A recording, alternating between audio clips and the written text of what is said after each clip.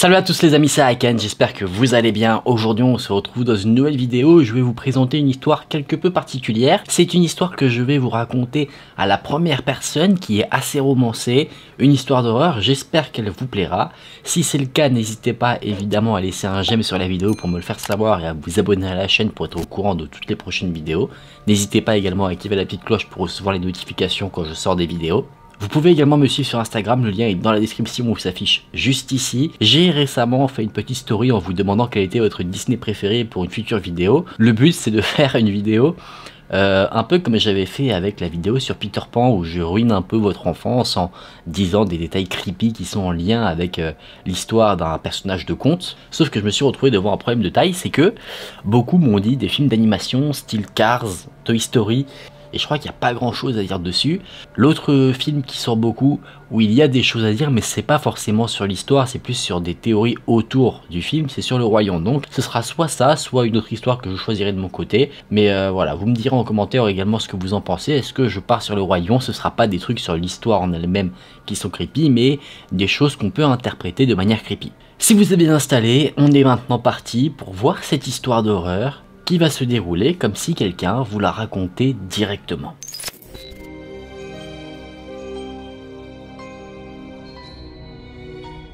J'ai vécu ce que je pense être le jour le plus remarquable de ma vie. Et alors que ces événements sont encore frais dans mon esprit, j'ai décidé de les écrire sur le papier aussi clairement que possible. Laissez-moi vous dire d'abord que mon nom est James Clarence Withencroft. J'ai 40 ans, je suis en parfaite santé. Je n'ai jamais connu un seul jour de maladie. De profession, je suis un artiste. Pas forcément quelqu'un avec beaucoup de succès, mais je gagne assez d'argent avec mon travail en noir et blanc pour satisfaire mes besoins primaires. Le seul proche que j'ai, c'est une sœur qui est décédée il y a 5 ans. Donc maintenant, je suis totalement indépendant.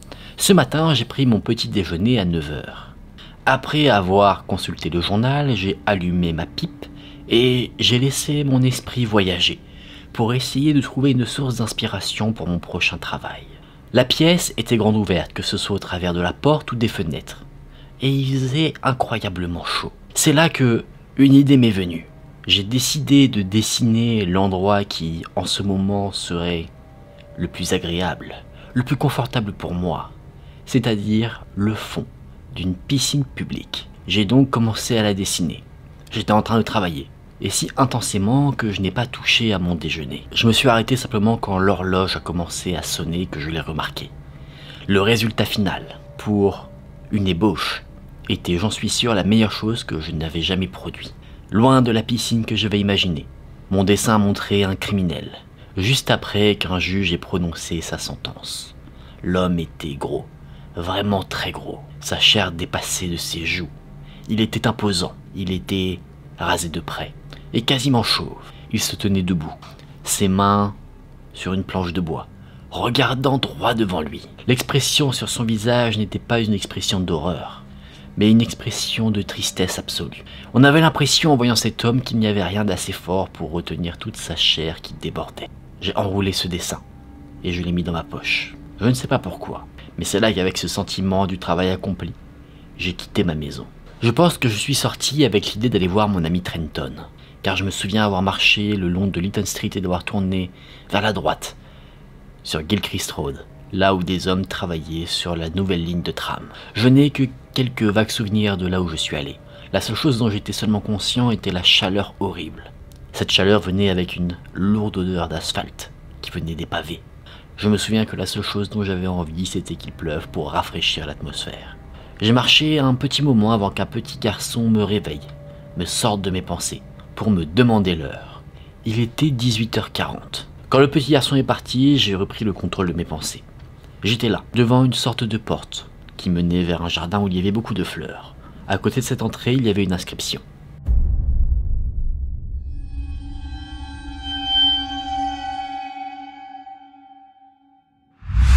De ce petit jardin venait un sifflement et un son de marteau qui tapait sur du métal.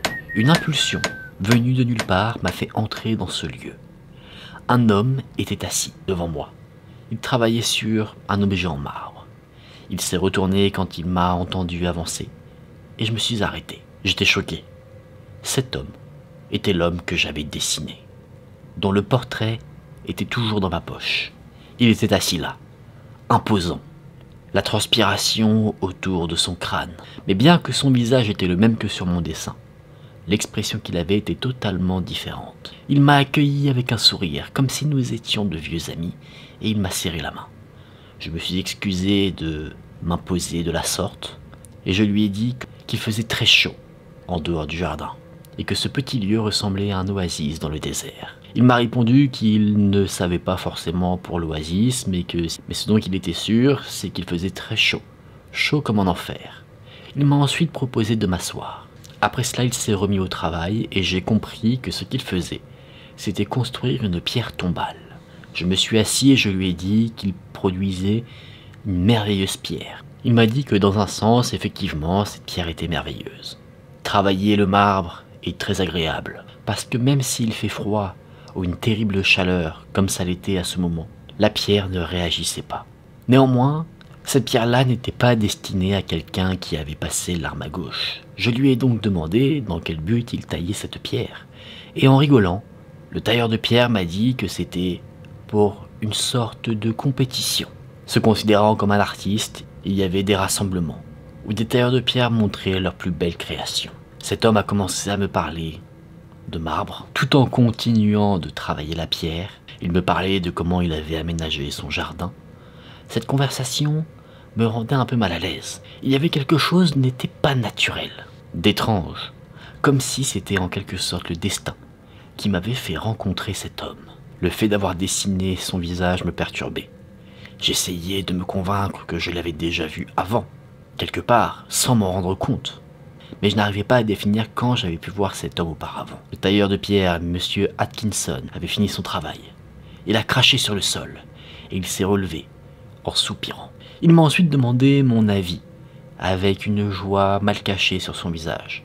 La première chose que j'ai vue en posant mes yeux sur son travail était l'inscription qu'il y avait sur la pierre tombale. Destinée à la mémoire de James Clarence Withencroft, né le 18 janvier 1860, mort prématurément, le 20 août.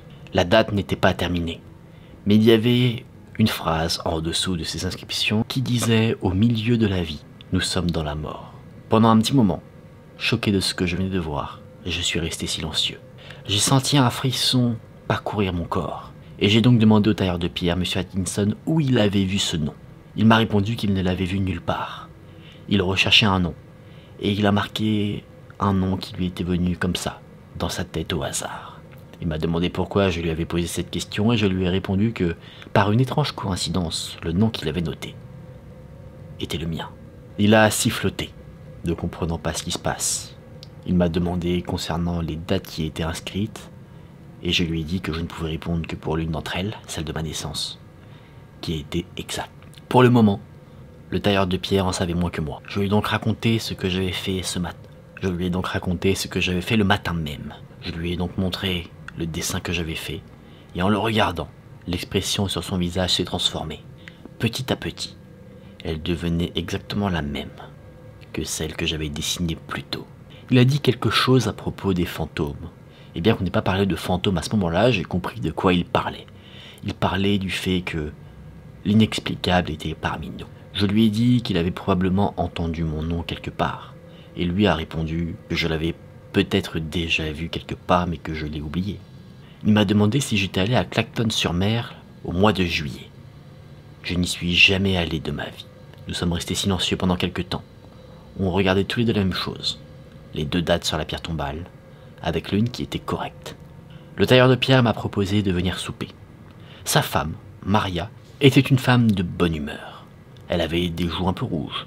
Son mari m'a présenté comme un ami, qui était artiste. Le souper s'est plutôt bien passé. Et après cela, je suis allé à l'extérieur. Et j'ai trouvé M. Atkinson assis, devant la pierre tombale qu'il venait de tailler, en train de fumer. Nous avons un peu résumé la situation, et je lui ai demandé de me pardonner d'avance pour ce que j'allais demander, mais je voulais savoir s'il avait déjà fait quelque chose qui aurait pu le mettre devant un tribunal. Il m'a répondu que non. Son commerce était prospère, qu'il n'allait pas connaître de banqueroute, qu'il était un bon croyant, pratiquant, qu'il avait même donné de la dinde à l'église du coin. Donc il ne pense pas avoir fait quelque chose de mal qui pourrait le conduire dans cette situation. Après cela, il s'est relevé et a commencé à arroser des fleurs qui se trouvaient sous son porche. Il a marmonné qu'il les arrosait 2 fois par jour quand le temps était aussi chaud. Il m'a ensuite demandé où je vivais. Je lui ai donné mon adresse, et de là où je me trouvais, ça devait prendre à peu près 1 heure, en marchant rapidement pour rentrer chez moi. Il m'a répondu que si je partais de nuit comme ça allait augmenter mes risques d'avoir un accident. Un chariot pourrait me renverser. Quelque chose pourrait tomber d'une échelle. J'aurais pu rire à ce moment-là, si cette conversation avait eu lieu 6 heures plus tôt. Mais étant donné les circonstances, je suis resté très sérieux. C'est là que M. Atkinson m'a dit que la meilleure chose qu'il pouvait faire, c'était de rester chez lui jusqu'à minuit. Car ce jour, nous étions le 20 août.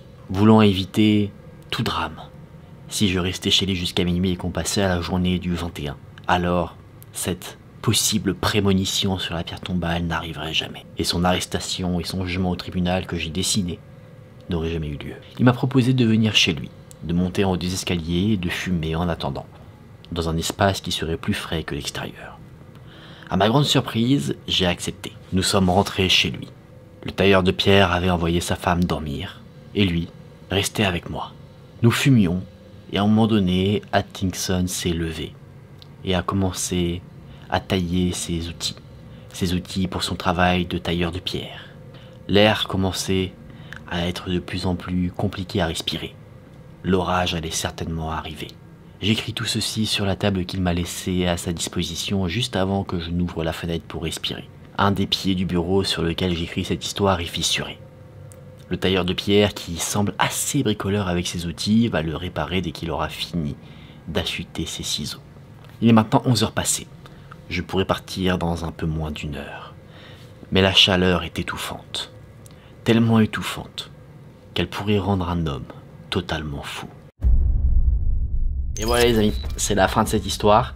Si vous ne l'avez pas compris, Atkinson le tailleur de pierre ainsi que celui qui raconte son histoire, James Clarence Withencroft, ont en fait chacun eu une prémonition commune où celui qui raconte l'histoire a dessiné la personne qui va l'assassiner et le tailleur de pierre, lui, a fait la pierre tombale de la personne qu'il va assassiner.